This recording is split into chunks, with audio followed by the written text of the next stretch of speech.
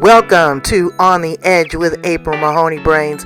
Here, this is the spot where the conversation is pointed, the guests are sharp, and the responses are never dull. Welcome home, Brains.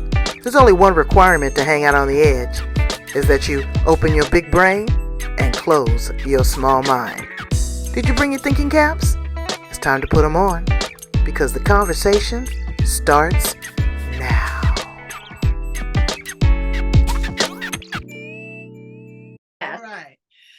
Welcome to On the Edge with April Mahoney Brains. We are at the spot, the location, the place on the planet where the conversation is pointed, the guests are sharp. There she is. And the responses are never dull. We have Rozlyn Warren. She is going to talk to us about sacred life mastery. Ooh, look at that, as she's drinking from the cup. I am all set. Brains, I'm so excited to have her on here. We're going to talk about freedom. We're going to talk about assessment. We're going to talk about goals and trauma and soul-led entrepreneurship. Mm-hmm. That's when you go from the core. It's not just that superficial stuff. I want to make some money. I don't want to have a boss. I want to have free time. But really, what are you pouring in? What are you creating? Because entrepreneurs develop and create something eventually to sell off to someone else, or to leave as a legacy. What is your intention, your truest intention? So we're going to talk about sacred life mastery with Rozlyn. How are you, Queen? I am perfect, and it is so fun to be here with more brains. That's right. That's right. The smart, heady people, the ones that get it.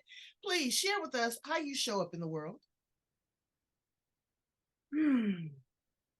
I show up as my most authentic self in each moment, and that can change, which is what that is so real.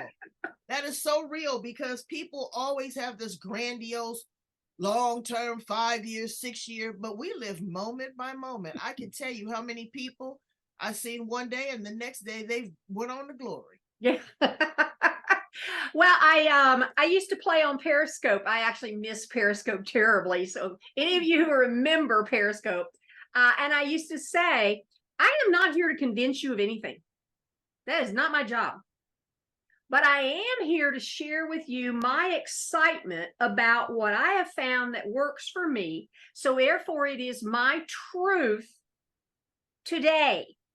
Tomorrow, I may wake up and Spirit says, hey, we've amended that.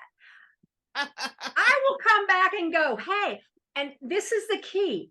Not that I was wrong yesterday. Just because I believed something yesterday and my thought process and understanding of it, I have expanded. And now that's no longer true for me. Doesn't make me wrong. And that hung me up for a long time. It was like, that's like changing your mind. Yeah. And on a deeper core level. Yeah, because it's like, wait, if I change my mind or I have a different opinion, then that I was one of these people that everything had a meaning. We do that to ourselves. I think we're born with label makers and we label everything. And so I made it mean that, bottom line, if I grew up at all, that means I had been wrong all those years. Right. And I would have to go back and explain it and all. And when I finally got to the place through my own work with Sacred Life Mastery, which is what brought all this together, it was like, number one, not very many people are going to even remember what I said yesterday, a month, or 5 years ago. Even if it's in a book, they're not going to, they'll go, oh, she matured. Hallelujah. Most of them would say, right? Absolutely. But there's people in the world that digress too. And we have to give them credit, because it takes courage to step back and reassess, to revisit situations, to make different decisions. And sometimes we fall short of the glory. Tell us about Sacred Life Mastery. What is that? It is, we are all on, I've expanded my definition of, we always hear, we are spiritual beings here having a physical existence and this kind of thing. I think it's more nuanced than that. I think we are both completely spiritual and completely human. And it's the process of merging those two parts of ourselves together so that we are fully expressing our divinity as we, as the Buddhists say, chop wood and carry water. And so mastering that is what Sacred Life Mastery is all about. And it's .art because it's an art. Absolutely. It's a dance with life to integrate all of these pieces of yourself. So who's your ideal client? What are you looking for when you select someone to work with? Because it's not just them seeking you. It has to be a good fit. Oh, absolutely. I actually work with someone who has coined this phrase. And so I've been working with her for so many years. She's a client of mine as well. And they're 5-star clients. They are people who resonate. Number one, they're teachable. They're coachable. They are not, well, oh, I'm sorry. This is the way it has to be done. Okay. Bye, have a nice life. Do it that way and enjoy it. Because or as my good friend Dr. Phil would say, so how's that working for you? And for the most part, those are the only people I really talk to, because if you're not already expanding and growing and looking for something different, you wouldn't be searching out or seeking out a coach. So the other is, my tagline is actually that I am an intuitive wealth and abundance coach for soul-led CEOs. Now, the CEO, 99.9% of my clients are all entrepreneurs. Okay. So it's not like a CEO of a corporation is who I work with, but we are each our own CEO. We are our chief operating bosses here. If we're not in charge of this thing, it's going to go off the rails. Right. If we are the ones who create the vision, and then we create all the back end. Now, this is, and I also channel information, so it just kind of comes through me. Is when I'm saying somebody's got to control the ship, is that's not exactly the way I would have heard that a year or two ago, is not how I mean it at all. We allow spirit to run everything. That was in my story, in my story, and what got me here. I know how. I was going to say, I know how. I was the oldest child of what ended up to be 4 children in an incredibly dysfunctional family. And so I took on the role and the responsibility of making sure everything was perfect, because I was going to save this little family by so straight A's, perfect. Thank goodness I had the brains and the acumen to be able to take on that role. But it led to a lot of controlling. And so when I left there and went into a marriage, I controlled everything because it was the only way I felt safe. And it's exhausting. I had a relationship with the divine, with God, but it was only, I know you're really, really kind of busy, and I like knowing you're there, but I'll handle all this because I'm pretty sure you don't have time. A little silly. So you underestimated his ability and his gifts, because he is the creator of time, or she is the creator of time. Yeah. So you got into this space. What did you do before you became woke?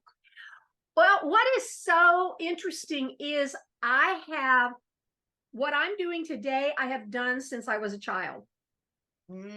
My core gifting is sharing my discoveries. And I have it's with me. I got to tell y'all. So I had this deep relationship. Like I said, I didn't turn it all over, but I had this relationship and this connection, which is what my coaching is all around now, is the connection to your divine self, the connection to your soul, cleaning up all the stuff that you've drug with you up to this point from your ancestors, not just parents. Because as much as there are times we're like, well, I could tell you about my mama. Yeah, but she could tell you about hers. Who could tell you about hers? We'd have to go all the way back to Eve to get to the beginning of this. Right. And so it's just embedded in us from our ancestry, our society, our culture.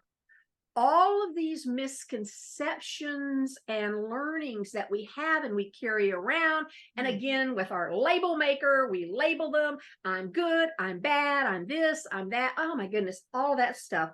So that's the work I do, is clearing out all the conditioning, freeing ourselves up from all of that, and then connecting fully with your authentic self. And from there, but a lot of times, Roz, that word authentic is tossed around like a $2 bill. It's just there. Sometimes you have to send your representative.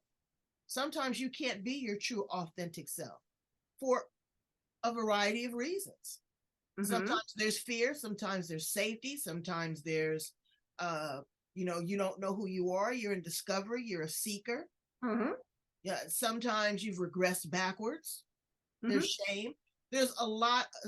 When you say authentic self, people have to understand who that is. You don't always, and this is my opinion, and my experience. I don't always give you 100% when I meet you. When I meet you, I'm giving you 75. That gives me some wiggle room. So no, I'm not always giving my authentic self. I know who that person is, but again, like you say, that's a daily evolution. I went to the beach day before yesterday, and I tell you, it was exhilarating. I took my shoes off. I put my feet in the sand. I did my yoga poses. I put on some great music. I sat there and I meditated for an hour. When I opened my eyes, I didn't even remember where I was or anything, but the downloads were incredible. It was incredible. And I heard so many things and I saw so many colors and it was just coming. I was asking the divine, slow this down, baby, so I can enjoy this. Give it to me in bite-sized pieces. But there were pieces to a puzzle. I don't have to put all the puzzle together right now. Absolutely. And people think that, you know what, I've got to do it right now. Oh. Well, we live in the moment, but it's, we still have to plan for the future and thank God for the past. Yeah, absolutely. And that connection that you have to your authenticity, that's what my clients come to me to discover how to do it, how to hold it, how to be in the present moment. The fact that we're supposed to be in the present moment. And when you said it about planning for the future, I remember when I was first discovering all of this and learning it for myself, I would go, wait, I need to be in the present moment. I need to be in the now. Well, if I'm in the now, how am I going to plan for where I'm going to go eat lunch tomorrow?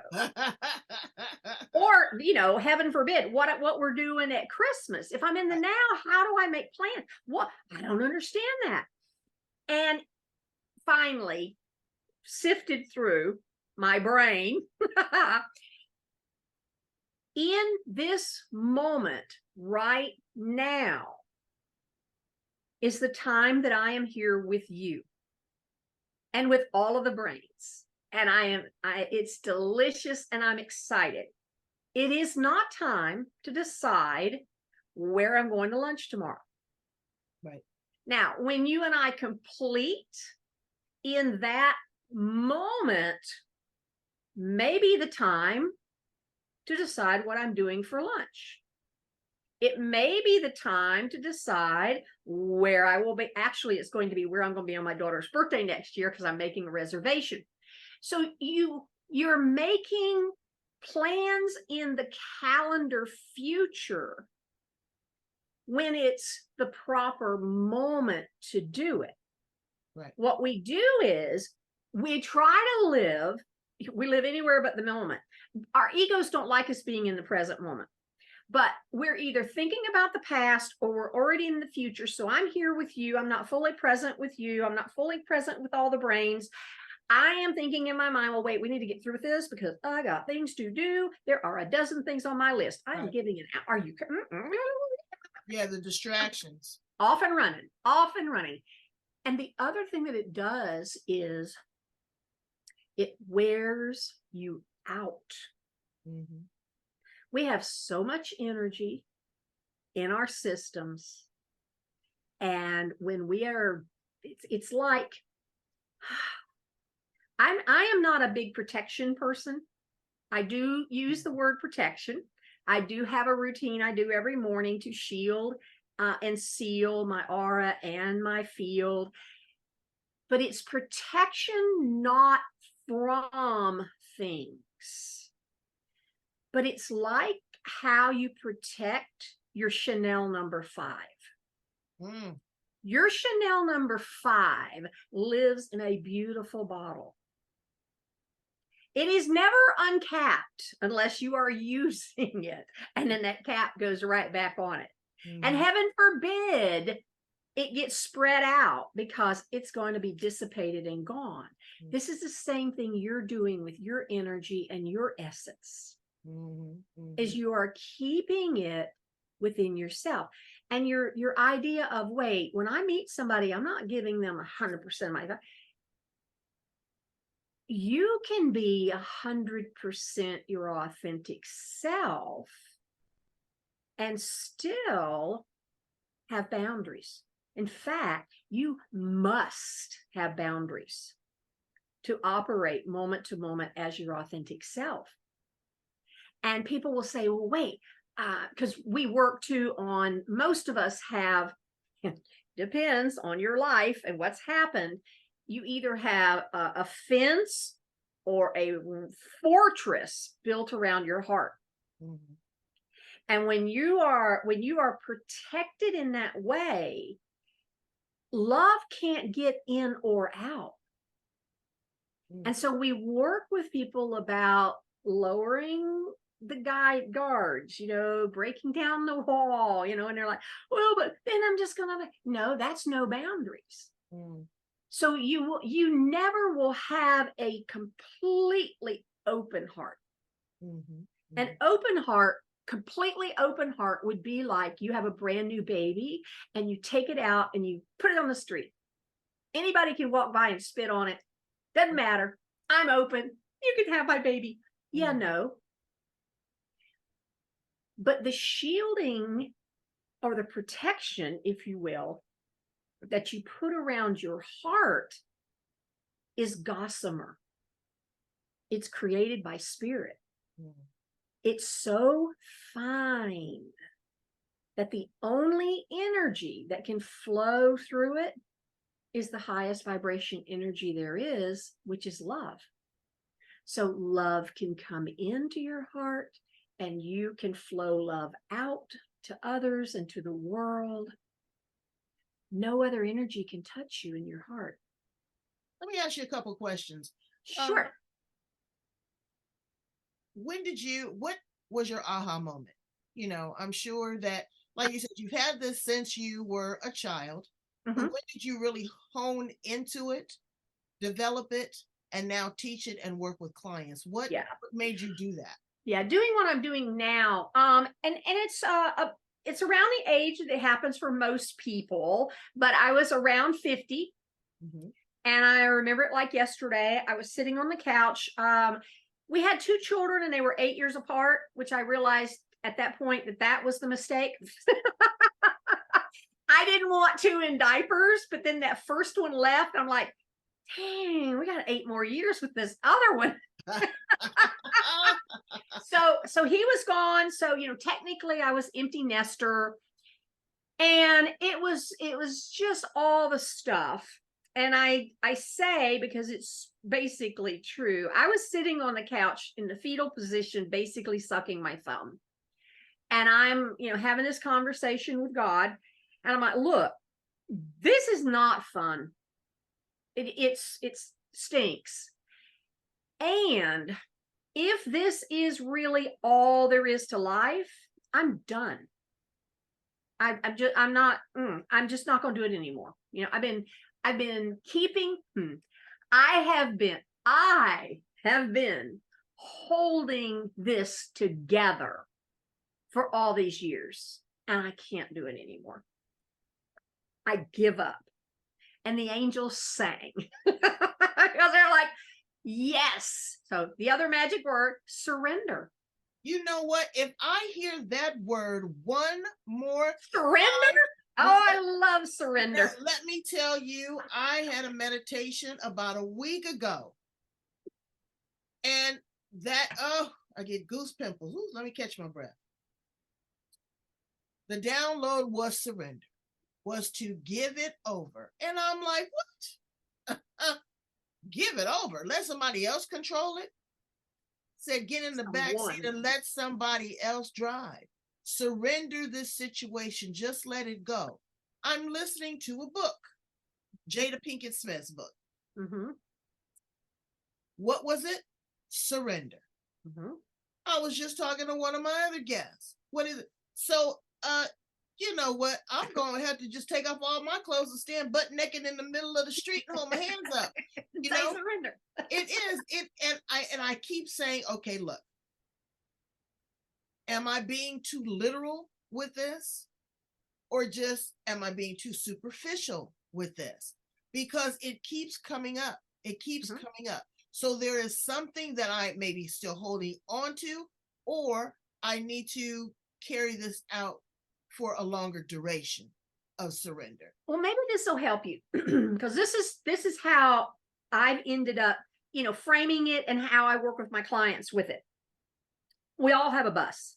Life is our bus. And I was always the bus driver. Actually, I was never the bus driver. My ego self, which I'm a little odd in that I believe that we have come here to learn to love ourselves completely, and we cannot get rid of our egos or hate our ego and love ourselves completely. Let me stop you right there, because the ego is the gateway to the soul.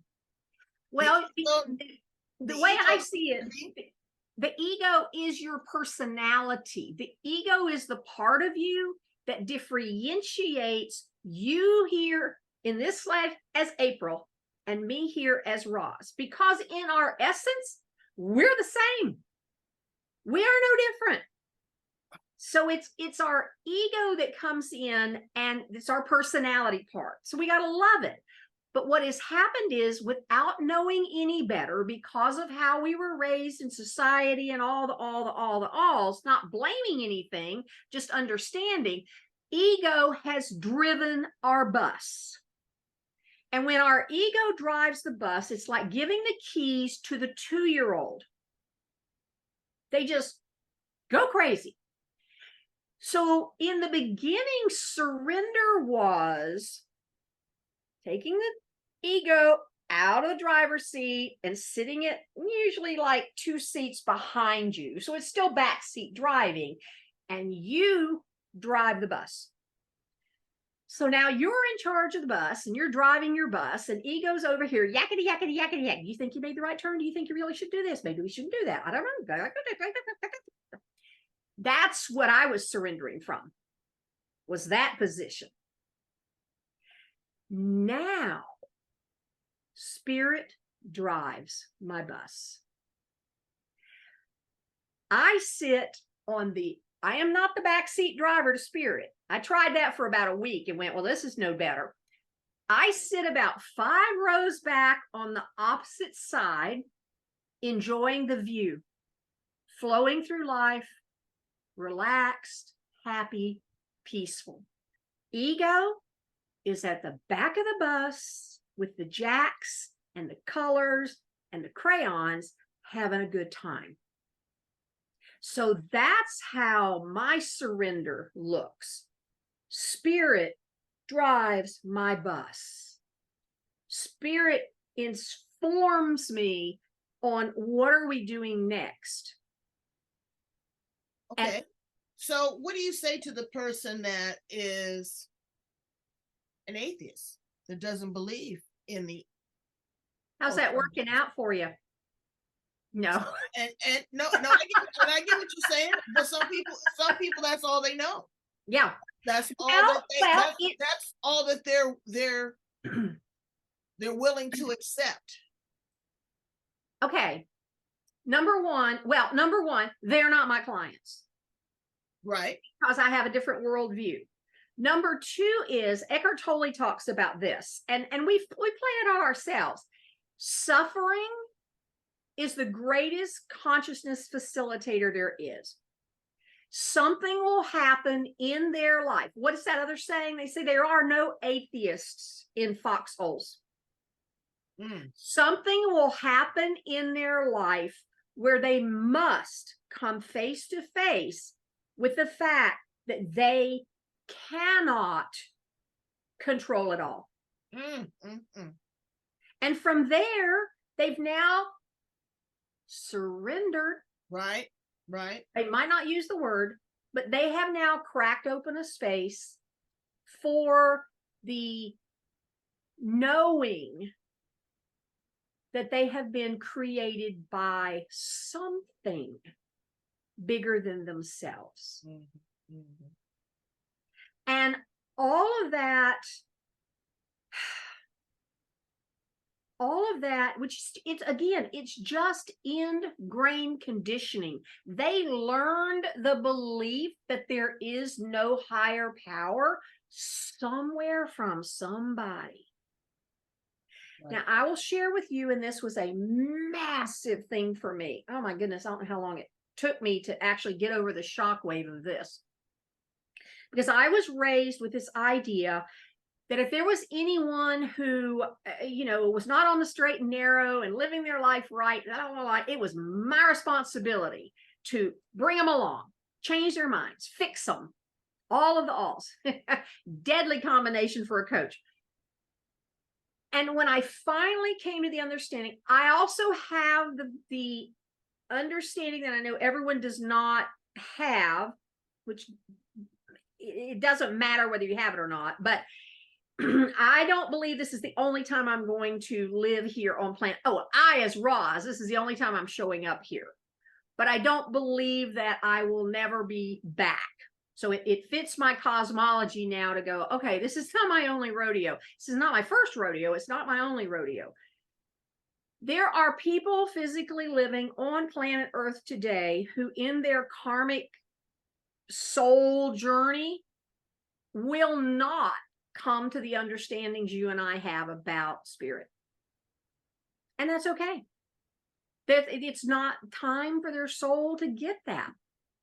And the amount and the weight of every single person is here on their own soul journey. We don't judge, we love. And there are people just in our world at this very moment doing horrendous things. You think?